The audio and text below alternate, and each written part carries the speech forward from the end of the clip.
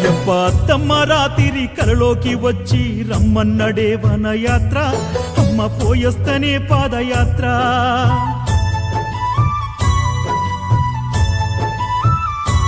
అయ్యకు మనకున్న బాధలు నోరారా చెప్పొస్త, కనులారా చూసొస్తనయ్యా, కష్టాలు చెవులారా చెప్పొస్తనయ్యా.